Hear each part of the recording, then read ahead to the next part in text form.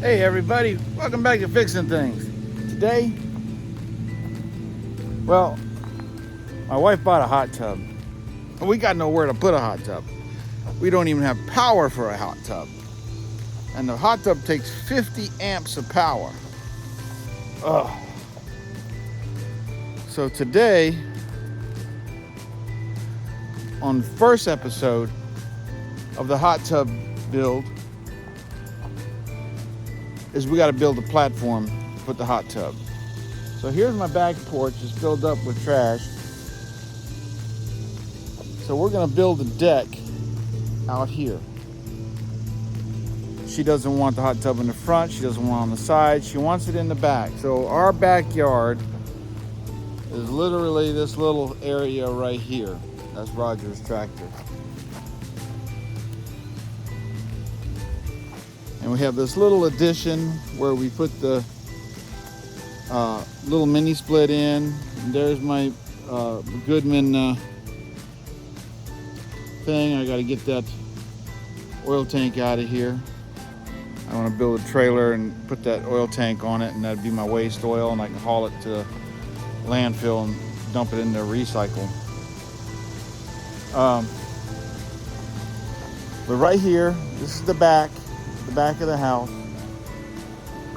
And she wants to be able to come off this back porch, step down onto a platform, and have the hot tub right in here. All right, so what I'm thinning is I'm going to build a 10 by 8 foot deck, and we'll set the hot tub on the platform over here. So we're going to come off the back side of the house and the deck here about 1.5 feet, dig a post, approximately 7 foot apart, and then come out this way, dig 2, support the posts in the air, and get it all leveled up, and then pour concrete around it. Then we'll come back and put the deck on it.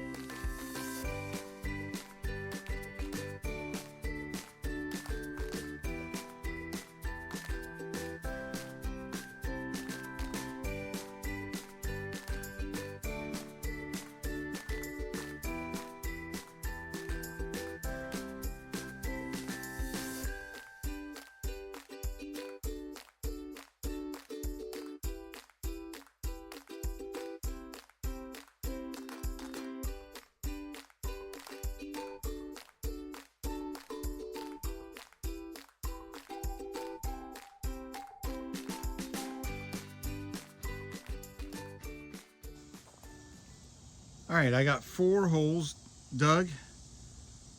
They're below 18 inches. That's my frost line. And now it's time to cut some posts.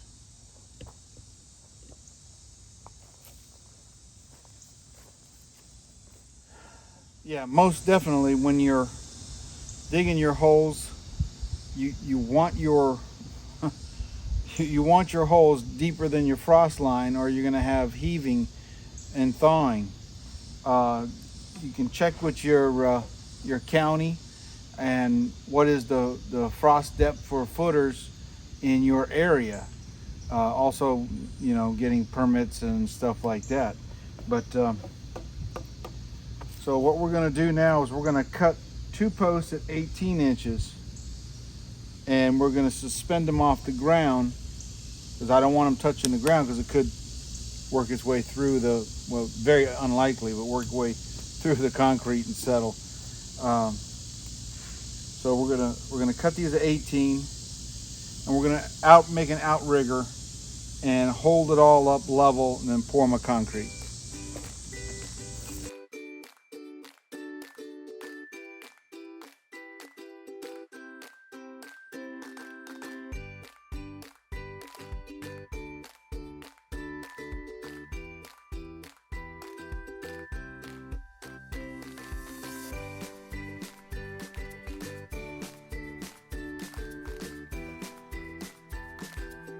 Alright, now that we got the post in the ground, we got to put some headers on the post.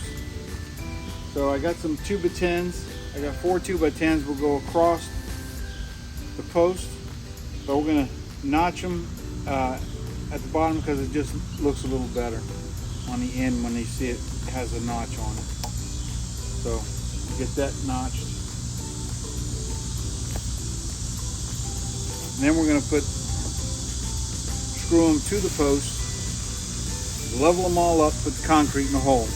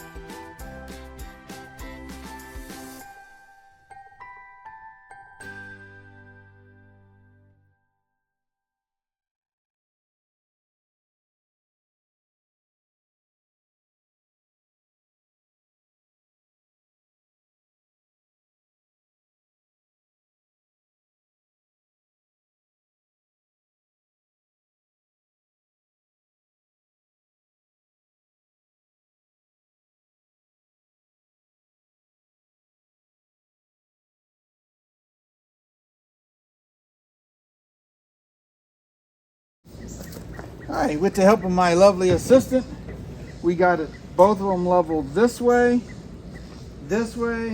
diagonally, and everything. And the quick set concrete is in. I'm gonna go take me a sandwich break.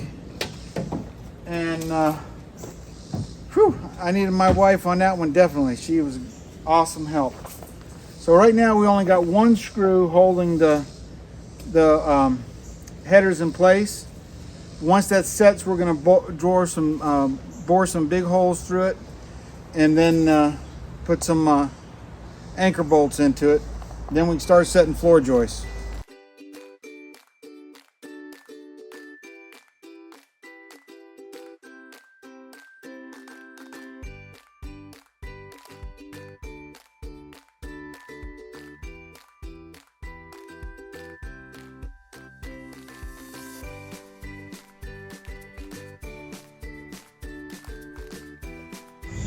Had to quit early yesterday because big rainstorm came in. But we got the joists laid out. I got them started last night while it was raining, and it wasn't raining hard, and I started quickly putting them down, hoping I can get it done, but I couldn't. But we're putting these little clips in, little Tico clips, and 3-inch screws to them. But we're drilling into the joist so it doesn't crack. That's the key. If you don't drill it, you're possibly going to crack your joist when you screw it to it.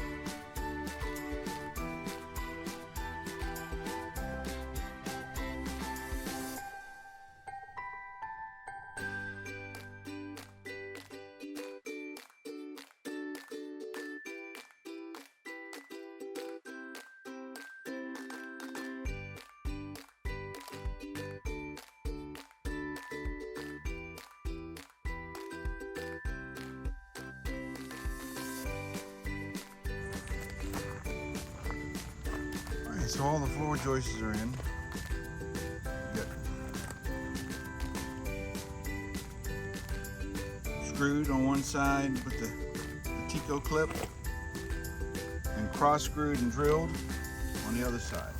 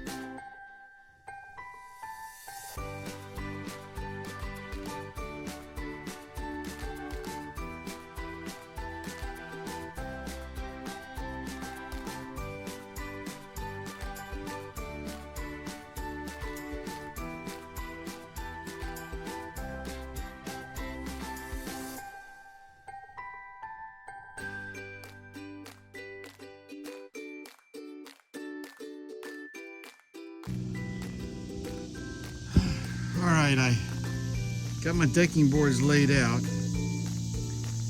and I miscalculated somehow. I know what I did is I counted them all as 6 inches, and by the time I lost a ½ inch in each board all the way across, it ended up a whole board being missing right here. So I'm gonna run to Lowe's real quick, grab me a sandwich. I got a good early start. This deck's gonna be done before you know it. I'm gonna run to Lowe's, grab that, come back, put the 2 end boards down, then screw them all in like that.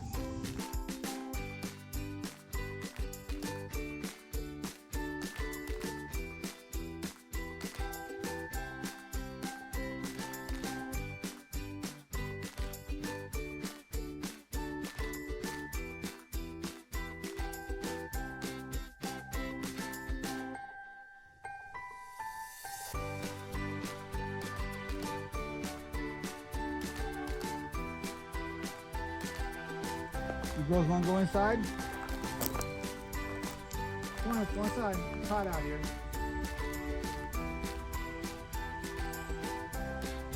Go inside. Come on, up here. Let's go inside.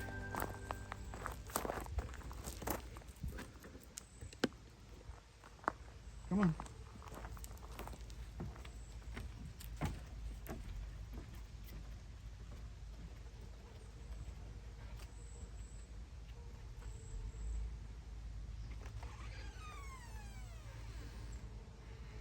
Penny, come on.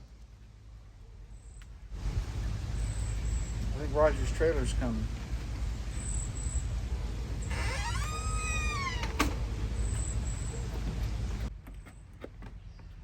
I think Roger's trailer's coming up the road.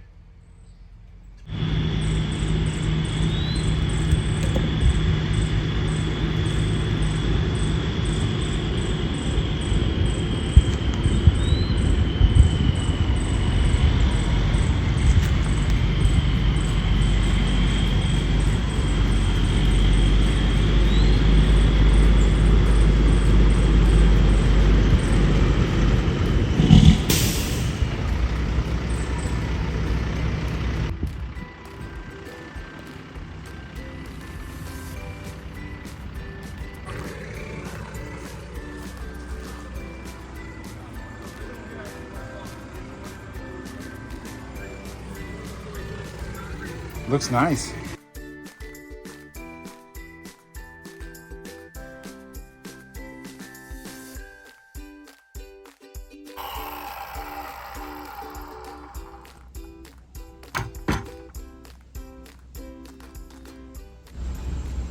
Okay, it's getting ready to rain again, but we're ready for the hot tub. The deck is finished. Roger's trailer's here. Soon they'll be pouring the footers, getting it on there, getting their electric, getting their septic in, and moving on out. Got their own little piece of property over there, ready to go.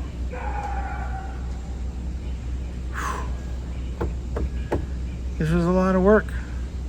Man, I thank my wife for helping me out yesterday, trying to hold all the headers and everything up at the same place, same time, and get them leveled.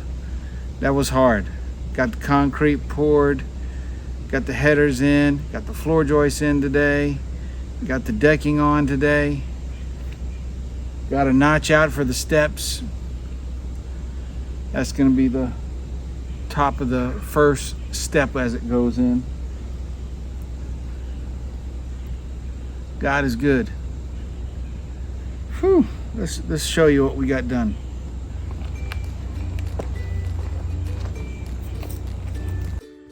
All right, it's looking good.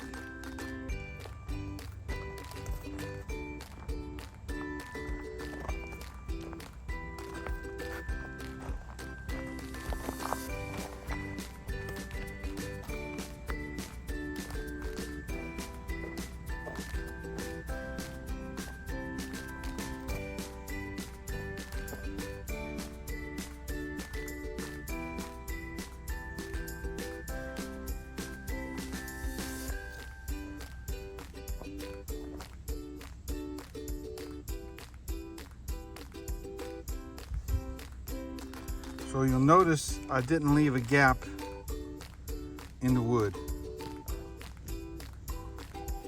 And the reason why I didn't put the gap in the wood, because a long time ago when I used to do decks, now I don't jam the tight. I just get it up against the next one and get them all squared up.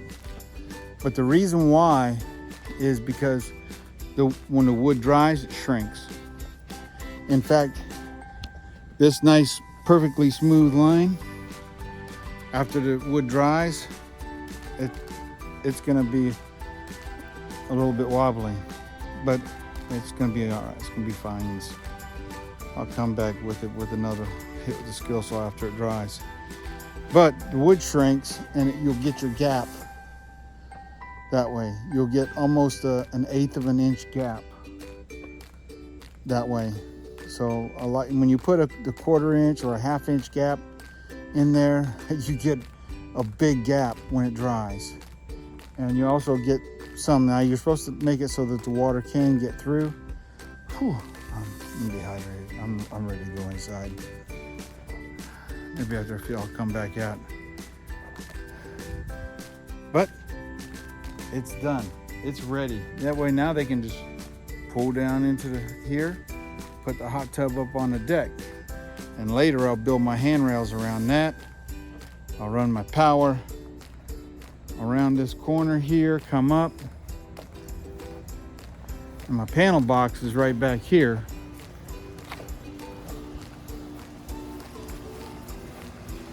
So right behind my meter is my panel. And I got an old dryer vent right here. And you can see here, there's where I came out, which I still got a seal. I came out for the trailer power over there. And also it's got my AC wire in it. So I can come, I'll pull this out. I'll have direct access to the panel, and then I'll cover it all up. I'm gonna actually put a waterproof box here and run my cord down.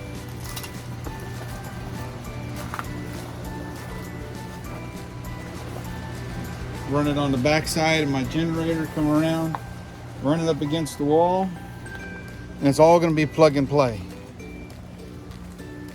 Run it on the back side. I might tuck it up underneath the side, and that might be even better. Come across here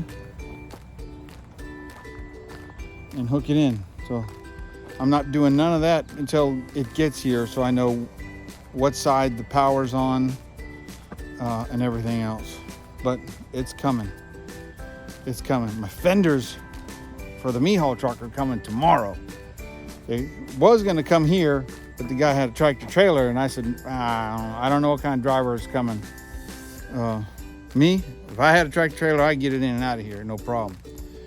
But I drove tractor trailers for a living for years.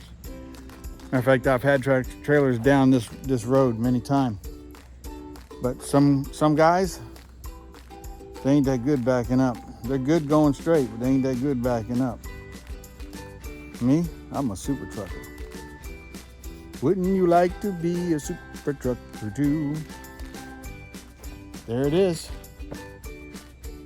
That thing is good, man. That looks good. And it's beefy. That thing is beefy. Look at them headers underneath there. That's real stuff right there. It ain't going nowhere. The guy says, "Oh, that thing is 2,000 pounds when it's full."